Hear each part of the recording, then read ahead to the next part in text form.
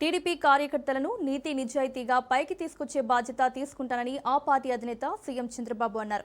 గతంలో హైదరాబాద్ను అభివృద్ధి చేశాం, విభజన తర్వాత 2 ప్రాంతాలకు సమన్వయం చేయాలని కోరానన్నారు. 2014 నుంచి 2019 వరకు రాత్రింబవళ్లు కష్టపడి పనిచేశానన్నారు. పార్టీ నాయకుడిపై నమ్మకంతో అమరావతి కోసం రైతులు భూములిచ్చారన్న సీఎం రాష్ట్రంలో అభివృద్ధి కార్యక్రమాలకు ప్రధాని నరేంద్ర మోదీ సహకరిస్తున్నారన్నారు. వెంటిలేటర్పై ఉన్న రాష్ట్ర ఆర్థిక వ్యవస్థకు కేంద్ర ప్రభుత్వ సహాయంతో ఆక్సిజన్ అందించామని, ఆదాయం పెంచుకోకపోతే మనం నిలబడే పరిస్థితి లేదన్నారు ముఖ్యమంత్రి చంద్రబాబు. చేశాం, విభజన జరిగింది, హైదరాబాద్ తెలంగాణకి వెళ్ళింది. నేను ఎప్పుడు కూడా దాని గురించి బాధపడలేదు. కానీ ఆ రోజు కూడా నేను కోరింది సమన్యాయం చేయమని, 2 ప్రాంతాలని సమంగా చూడమని చెప్పాం. ఏం జరిగిందో మనందరికీ అర్థమవుతుంది. కానీ జరిగిన తర్వాత బాధపడడం కరెక్ట్ కాదని 14-19 రాత్రింబగుళ్ళు పనిచేశాం, అభివృద్ధికి ముందుకు పోయాం. ఈ రోజు మీరు చూస్తే ప్రపంచంలో ఎక్కడా జరుగుండదు. అమరావతి రాజధాని కోసం 33,000 ఎకరాలు భూమి, 29,000 మంది రైతులు స్వచ్ఛందంగా ముందుకొచ్చి ల్యాండ్ పూలింగ్ లో ఇచ్చారు. ఇది ఒక చరిత్ర. ఇప్పుడు కూడా ఇవ్వడానికి వచ్చారు. ఒక నమ్మకం, ఒక పార్టీ పైన, ఒక నాయకుడి పైన ఉండే నమ్మకంతో ఇచ్చారు. విభజన కంటే తిరిగి కోలుకునే సమయంలో విధ్వంసం. ప్రజావేదికతో ఆ మీటింగ్ లో అక్కడ కూర్చొని అక్కడి నుంచి కలెక్టర్స్ మీటింగ్ పెట్టి ఈ రోజే దీన్ని కూలగొడతానని చెప్పి కూలగొట్టించారంటే ఎంత కిరాచకమో మనందరం గుర్తుపెట్టుకోవాల్సిన అవసరం ఉంది. ఇబ్బందుల్లో ఉన్న రాష్ట్రాన్ని దివాళా తీయించారు, అన్ని వ్యవస్థల్ని కుప్పగూల్చారు. నిన్న ఈ రోజు మీరు మాట్లాడారు, కేంద్రం నిధుల్ని డైవర్ట్ చేశారు, పథకాలు నిర్వీర్యం చేశారు. ఎవరన్నా పెట్టుబడులు పెడతా ఉంటే తరిమేసే పరిస్థితికి వచ్చారు. మళ్ళీ తిరిగి రామని చెప్పారు, ఈ రాష్ట్రానికి రామని చెప్పే పరిస్థితికి వచ్చారు. ఆంధ్రప్రదేశ్ బ్రాండ్ అంతా దెబ్బతినే పరిస్థితికి వచ్చింది. ఈరోజు డబ్బులు ఉండే వాళ్ళు ఉన్నారు, సమాజం వల్ల పైకి వచ్చారు. ఇంకా సమాజంలో చాలా మంది పేదవాళ్ళు ఉన్నారు. ఇది మనందరి సామాజిక బాధ్యత. అందుకే నేను పెట్టింది ఎంబీకే అన్నాను. మార్గదర్శి బంగారు కుటుంబం. టాప్ 10%, బాటంలో ఉండే 20% ని ఎప్పటికప్పుడు ఆదుకోవాలి, హ్యాండ్ హోల్డింగ్ ఇవ్వాలి, అవసరమైతే 10 రూపాయలు ఖర్చు పెట్టాలి. ఇది నిరంతరం జరగాలి. ఫైనల్ గా తెలుగుదేశం పార్టీ ఒక ట్రెండ్ సెటర్ గా అవుతుంది. ఆర్థిక అసమానతలు తగ్గించి ప్రతి ఒక్కరికి మెరుగైన జీవన ప్రమాణాలు ఇవ్వడం తెలుగుదేశం పార్టీ సిద్ధాంతం అని మరొక్కసారి మీ అందరికీ తెలియజేస్తున్నా. 16,000 మందికి ఉద్యోగాలు వస్తే ఆనందపడాల్సింది. 5 ఏళ్లలో ఒక్క ఉద్యోగం ఇవ్వకుండా ఏదో ఎడ్యుకేషన్ లో పెంచేసి అంటే ఏం పెంచారని అడుగుతున్నా. అందుకే చాలా స్పష్టత ఉంది. కుట్రలు కుతంత్రాలు ఇక్కడ పనిచేయు. ఆ విషయం మీరు గుర్తుపెట్టుకోండి. తప్పుడు ప్రచారాలు చేసి యువతలో అపోహలు సృష్టించాలంటే కబద్దార్, జాగ్రత్తగా ఉండండి. మీరు సాక్ష్యాలు ఇవ్వండి, నేను వాళ్ళ నడి రోడ్లో నిలబెట్టే బాధ్యత నాది. అనవసరంగా చేస్తే మిమ్మల్ని కూడా నడి రోడ్లో నిలబెట్టే బాధ్యత ఈ ప్రభుత్వం తీసుకుంటామని మరొకసారి హెచ్చరిస్తున్నా. ఇదే మరిగా ఆట్లాడారు మా ఆడబిడ్డలకు వస్తే. నేను ఒకే మాట చెప్పా, ఎవడైనా నా ఆడబిడ్డల జోలుకొస్తే అదే చివరి రోజు అని చెప్పి చేసి చూపించిన పార్టీ ఎన్డీఏ. వాటర్ సెక్యూరిటీ 36 ప్రాజెక్టులకి డేట్స్ ఇచ్చాం. ఇనాగరేషన్ కి దగ్గర 40,000 కోట్లు ఖర్చు పెడతాం. శ్రీకాకుళం నుంచి చిత్తూరు వరకు ఈ ప్రాజెక్టులన్నీ పూర్తి చేస్తాం. ఇంట్రా లింకింగ్ ఆఫ్ రివర్స్ చేస్తాం. పోలవరం నుంచి వంశధార వరకు తీసుకెళ్తాం. గోదావరి నుంచి మళ్ళీ మనం ఏదైతే పెన్నా నదికి కూడా తీసుకెళ్తాం. కేంద్రం కూడా ముందుకొచ్చి ఆలోచిస్తున్నారు. అవసరమైతే గోదావరి కావేరి లింక్ చేయాలని, అది కూడా పెన్నా ద్వారా బనకచెర్ల ద్వారా తీసుకుపోవాలని ఆలోచిస్తున్నారు. అది వచ్చిందంటే ఇంకొక పాజిటివ్ ట్రెండ్ సెట్ అవుతుంది. ఈ సంవత్సరం ఎండాకాలంలో మీరు చూస్తే మేలో 65% రిజర్వాయర్లో నీళ్లున్నాయంటే అది తెలుగుదేశం పార్టీ ముందు చూపు. నేను విజన్ డాక్యుమెంట్ తయారు చేశాం. ఇందులో స్పష్టత ఉంది. 2047కి భారతదేశంలో ఆంధ్రప్రదేశ్ రాష్ట్రం నెంబర్ 1 గా ఉండాలి. ఆప్షన్ లేదు. ప్రపంచమంతా తెలుగు జాతి నెంబర్ 1 గా ఉండాలి. ఏ దేశానికైనా వెళ్ళండి, ఆ దేశంలో ఎక్కువ తలసరి ఆదాయం ఎవరికి వస్తుందంటే దానికి చిరునామా నా తెలుగు జాతి. దానికి నేను గర్వపడుతున్నా. ఈరోజు నా ఆలోచన ఇవి సాధించడానికి, సస్టైనబిలిటీ తేవడానికి 10 సూత్రాలు పెట్టాం. విజన్ 47 స్వర్ణాంధ్రప్రదేశ్ కోసం ముందుకు పోతున్నాం. ఇంకొక పక్క ఏదో 47 చూపిస్తాం, అంతవరకు ఏమీ కాదంటే కరెక్ట్ కాదు. ప్రతి సంవత్సరం టార్గెట్ పెట్టుకుంటున్నాం. 2029కి ఏం చేయబోతున్నాం చాలా స్పష్టంగా ఉన్నాం. ఈరోజు మన జిఎస్డిపి 17 లక్షలుంటే 2047కి 308 లక్షలు ఉండాలి. సమాజమే దేవాలయం, పేదవాళ్లే దేవుళ్ళు. వారి కోసమే ఈ తెలుగుదేశం పార్టీ దీన్ని నిరూపిస్తాం. హైదరాబాద్ అమీర్పేట్ మైత్రివనం సర్కిల్లో ఎన్టీఆర్ కాంస్య విగ్రహాన్ని సీఎం రేవంత్ రెడ్డి ఆవిష్కరించారు. తెలుగు జాతి గర్వించదగ్గ వ్యక్తి ఎన్టీఆర్. ఇది విగ్రహం కాదు, ఒక స్ఫూర్తి అన్నారు సీఎం రేవంత్.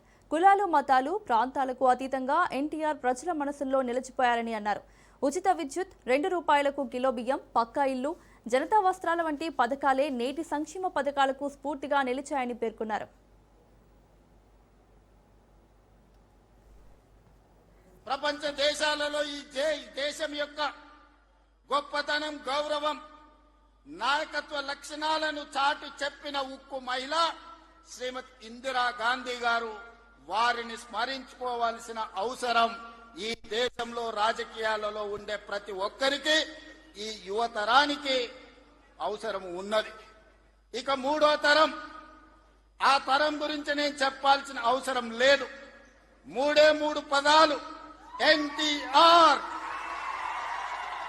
ఈ 3 అక్షరాలు నీతి, నిజాయితీ, నిబద్ధత, ఉక్కు సంకల్పం కలిగిన నాయకుడు ఎవరైనా ఉన్నారు ఈ దేశంలో అంటే తెలుగు జాతి గర్వించదగ్గ బిడ్డ ఎన్టీఆర్. డాక్టర్ బాబాసాహెబ్ అంబేద్కర్, శ్రీమతి ఇందిరా గాంధీ, అన్న ఎన్టీఆర్ ఈ భారతదేశ జాతి రత్నాలు. ఈ జాతి రత్నాలు ఈ దేశం ఉన్నంతకాలం, మానవుల మనుగడ ఉన్నంతకాలం వారి కీర్తి ప్రతిష్టలు, వారి నిర్ణయాలను మనం స్మరించుకోవాల్సిన బాధ్యత ఈ రోజు మన అందరి మీద ఉన్నది. ఈనాడు ఈ కార్యక్రమం తీసుకుంటున్నప్పుడు చాలా మంది చాలా రకాలుగా మాట్లాడుతున్నారు. కాంగ్రెస్ పార్టీ ముఖ్యమంత్రి, పిసిసి అధ్యక్షుడు ఎన్టీఆర్ గారి విగ్రహాన్ని ఏ విధంగా ఆవిష్కరిస్తారు, లేదా ఎన్టీఆర్ గారిది ఆంధ్రప్రదేశ్ హైదరాబాద్ నగరం నడిబొడ్డున ఎన్టీఆర్ విగ్రహాన్ని పెడతారా అని కొంతమంది మాట్లాడుతున్నారు. ఈ రోజు నేను స్పష్టంగా ఒక మాట చెప్పదలుచుకున్నా. కులాలకు, మతాలకు, ప్రాంతాలకు, భాషలకు అతీతంగా ఈ దేశం గర్వించదగ్గ నాయకుడు ఎన్టీఆర్. ఆ ఎన్టీఆర్ స్ఫూర్తి హైదరాబాద్ నగరం నడిబొడ్డున వారి స్ఫూర్తితో పరిపాలన అందిస్తున్న మా ప్రభుత్వం అమీర్పేట్ చౌరస్తాలో మైత్రి వనంలో ఈ దారిలో వెళ్లే ప్రతి వాడికి ఒక స్ఫూర్తిని నింపడానికే ఈ రోజు వారి విగ్రహాన్ని ఇక్కడ మేము ఆవిష్కరించుకున్నాం. తెలంగాణలోని ప్రతి పౌరుడికి అందుతున్న సంక్షేమ పథకాల వివరాలన్నీ ఒకే కార్డులో ఉండేలా సమగ్ర సంక్షేమ కార్డును రూపొందించాలని ముఖ్యమంత్రి రేవంత్ రెడ్డి అధికారులను ఆదేశించారు. ఏ పౌరుడికి ఏ శాఖ ద్వారా ఏ పథకం కింద ఎంత మేర లబ్ధి చేకూరుతుందో ఈ కార్డు ద్వారా స్పష్టంగా తెలిసేలా ఉండాలని సూచించారు. తక్షణమే అందుకు అవసరమైన చర్యలు చేపట్టాలని, అన్ని శాఖల నుంచి లబ్ధిదారుల డేటాను సేకరించేందుకు ప్రత్యేక డ్రైవ్ చేపట్టాలని ఆదేశించారు. మంత్రి Sridhar Babu, CS Ramakrishnarao, CM special secretary B Ajith Reddy, IT శాఖ జాయింట్ సెక్రటరీ అనుదీప్ దురిశెట్టి తదితర ఉన్నతాధికారుల సమీక్షలో సీఎం ఈ విషయాన్ని ప్రత్యేకంగా చర్చించారు.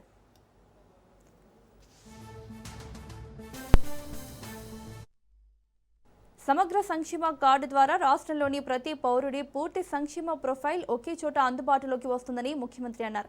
ఈ డేటాను అన్ని కోణాల్లో ఏఐ సహాయంతో విశ్లేషిస్తే సంక్షేమ పథకాల అమలులో పారదర్శకత పెరుగుతుందన్నారు. నిజమైన అర్హులకు పథకాలు మరింత ఖచ్చితంగా చేరుతాయన్నారు. అదే సమయంలో అనర్హులను గుర్తించడం సులభమవుతుందని అభిప్రాయపడ్డారు. ప్రతి శాఖ వేర్వేరుగా కార్డులు ఇచ్చే పద్ధతికి బదులు ఐటీ శాఖ ఆధ్వర్యంలో సమగ్ర సంక్షేమ కార్డు ఉండాలని సీఎం సూచించారు. టెక్నాలజీపై పట్టున్న చురుగ్గా పనిచేసే యువ ప్రభుత్వ అధికారులను ఈ ప్రక్రియకు వినియోగించాలని చెప్పారు.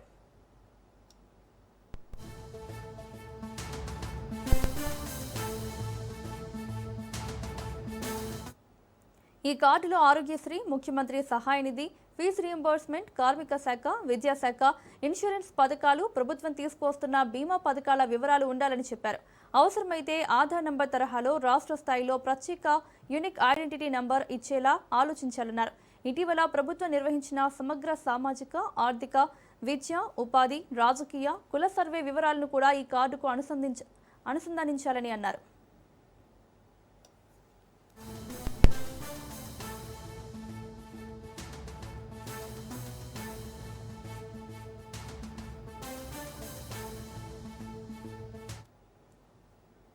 మహిళా అభ్యున్నతికే కట్టుబడి ఉన్నామని డిప్యూటీ సీఎం భట్టి విక్రమార్క అన్నారు.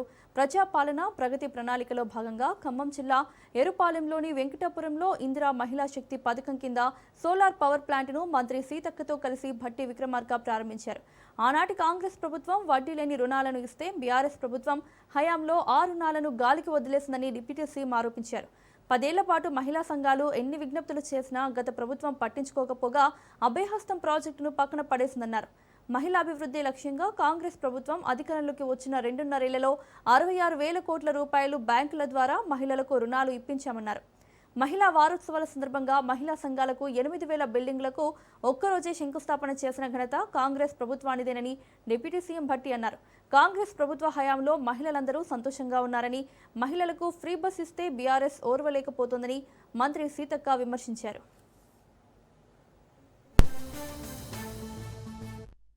మహిళా సంఘాలు అనేక రకాలైనటువంటి విజ్ఞప్తులు చేసినా ప్రభుత్వం ఏమాత్రం పట్టించుకోలేదు. వాళ్ళకి ఇవ్వాల్సినటువంటి బకాయిలు కూడా ఇవ్వలేదు. చివరికి వృద్ధుల కోసం ఇచ్చే వాళ్ళు ఇవ్వకుండా దోపిడీ చేసింది.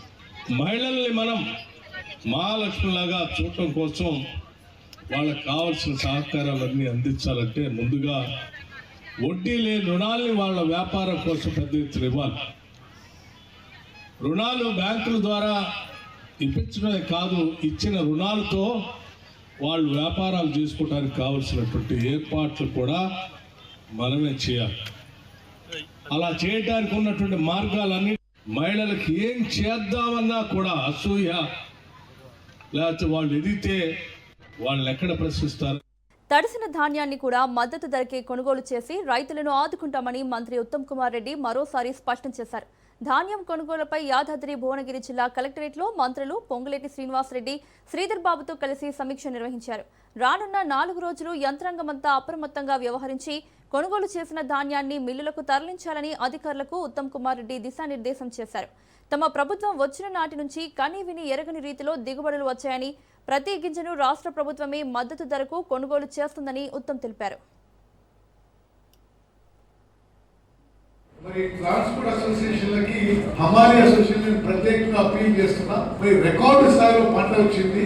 మాన్సూన్స్ రాకముందే, ఋతుపవనాలు రాష్ట్రానికి రాకముందే మనం మొత్తం కూడా ప్యాడీని మిల్లులోకి, గోడౌన్లోకి షిఫ్ట్ చేయాలి. కాబట్టి పూర్తి ఫోకస్ మరి ట్రాన్స్పోర్ట్ విషయంలో, హమాలీల విషయంలో దయచేసి మరి అధికారులు కానీ, మరి అదేవిధంగా ప్రజాపతి కానీ దీని మీద మీరు ఫోకస్ చేయాలని చెప్పి కోరుకుంటూ, మీకు ఎటువంటి మద్దతు అవసరం ఉన్నా ఈ ప్యాడీ ప్రొక్యూర్మెంట్ లో, ప్యాడీ ట్రాన్స్పోర్టేషన్ లో ప్రభుత్వం మీ ఎంబడి ఉంటుంది.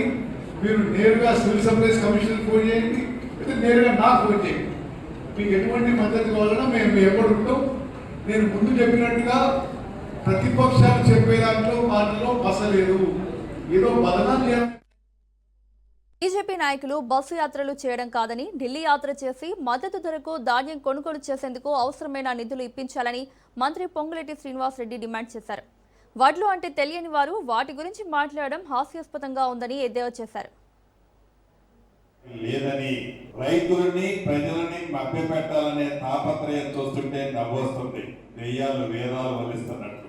ఆనాడు వారి అధికారంలో ఉన్నప్పుడు రైతులకి నడి రోడ్డు మీద సంఖ్యలు తీసి మా ఖమ్మం జిల్లాలోనే చట్టి పిల్లలతో సహా జైల్లో పెట్టారన్న సంగతి మర్చిపోతున్నారు. ఈ ప్రభుత్వం ధాన్యం కొనను అని ఎప్పుడు అనలా. ఈ సంవత్సరం కూడా ఊహించిన దానికంటే పంటలు అధికంగా పండినా, అకాల వర్షాలు వచ్చినా గౌరవ మంత్రి గారు అన్నట్టు ఒక్క గింజ కూడా వదలకుండా కొట్టామని చెప్పాం. రంగారెడ్డి జిల్లా మొయినాబాద్లో పండిత్ దీన్ దయాళ్ ఉపాధ్యాయ ప్రశిక్షణ్ మహాభియాన్ కార్యక్రమం జరిగింది. ఈ కార్యక్రమంలో తెలంగాణ బీజేపీ రాష్ట్ర అధ్యక్షుడు రామచంద్రరావు పాల్గొన్నారు. ఈ సందర్భంగా ఆయన మాట్లాడుతూ తెలంగాణలో త్వరలోనే బీజేపీ డబుల్ ఇంజిన్ సర్కార్ ఏర్పడుతుందని ఆయన ధీమా వ్యక్తం చేశారు. యూనిఫామ్ సివిల్ కోడ్ దేశంలో మహిళలు, చిన్నారుల హక్కుల రక్షణ కోసం అవసరమని పేర్కొన్న ఆయన ఇది ఏ మతానికి వ్యతిరేకం కాదన్నారు. ఓటర్ల జాబితా ప్రక్షాళనపై కాంగ్రెస్, బీఆర్ఎస్, మజ్లిస్ పార్టీలు తప్పుడు ప్రచారం చేస్తున్నాయని ఆరోపించారు.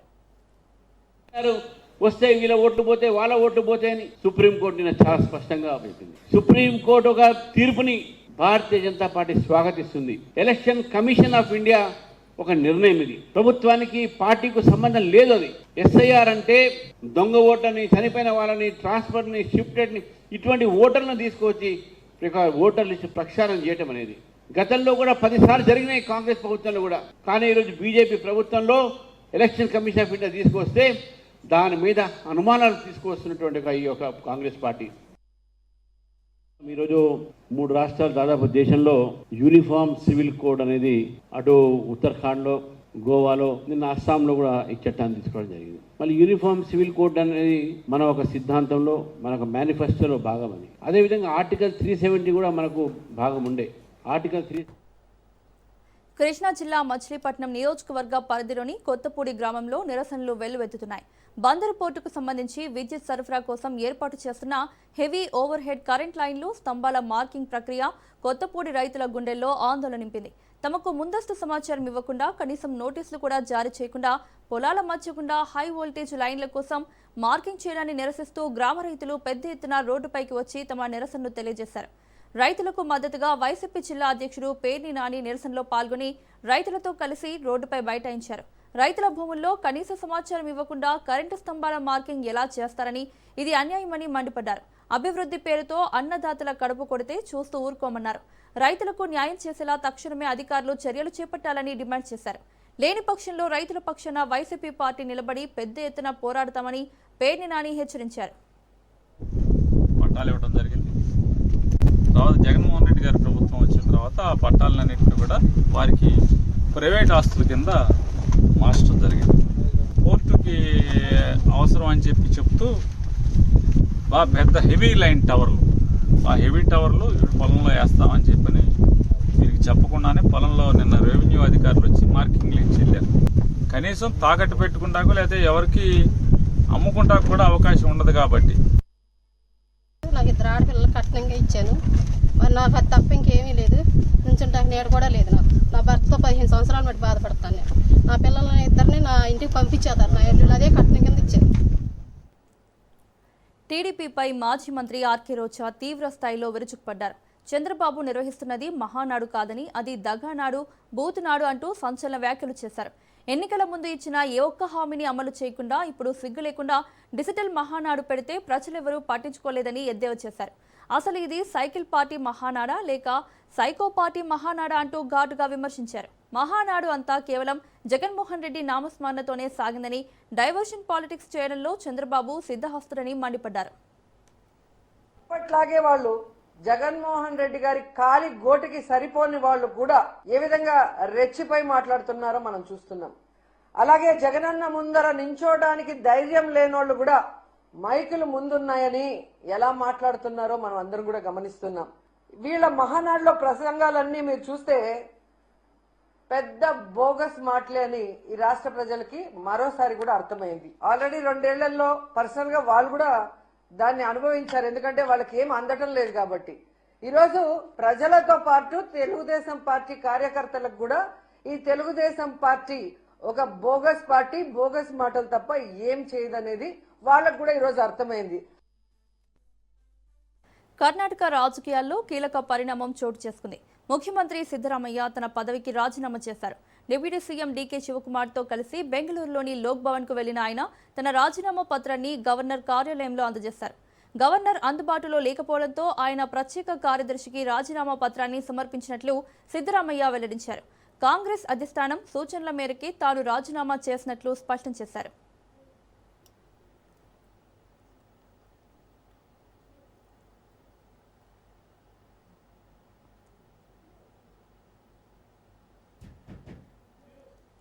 సిద్ధరామయ్య కొంత భావోద్వేగానికి గురయ్యారు. కాంగ్రెస్ హైకమాండ్ నిర్ణయానికి తాను కట్టుబడి ఉంటాయని స్పష్టం చేశారు.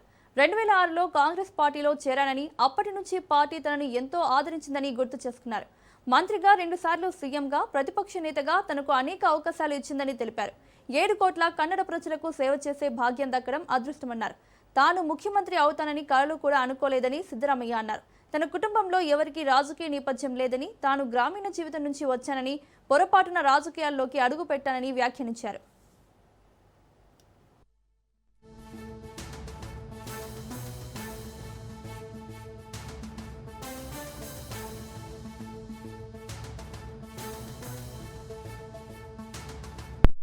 Legislative party takes a decision, High Command takes a decision, you will be the chief minister. Whatever legislative party takes a decision, High Command takes a decision, you will be the chief minister. Bharatiya Janata party అధిష్టానం కీలక నిర్ణయం తీసుకుంది. 4 రాష్ట్రాలకు party అధ్యక్షులను ప్రకటించింది. ఈ మేరకు పంజాబ్, హర్యానా, ఢిల్లీ, త్రిపుర రాష్ట్ర విభాగాలకు కొత్త అధ్యక్షులను నియమిస్తూ వివరాలు వెల్లడించింది. ఢిల్లీ బీజేపీ అధ్యక్షుడిగా కేంద్ర మంత్రి హర్ష్ మల్హోత్రాను నియమించింది. పంజాబ్ అధ్యక్షుడిగా సీనియర్ నాయకుడు కేవల్ సింగ్ ధిల్లాన్ పేరును ప్రకటించింది. హర్యానా అధ్యక్షురాలిగా అర్చనా గుప్తాను, త్రిపుర బీజేపీ అధ్యక్షుడిగా అభిషేక్ దేబ్రాయ్ను నియమించింది.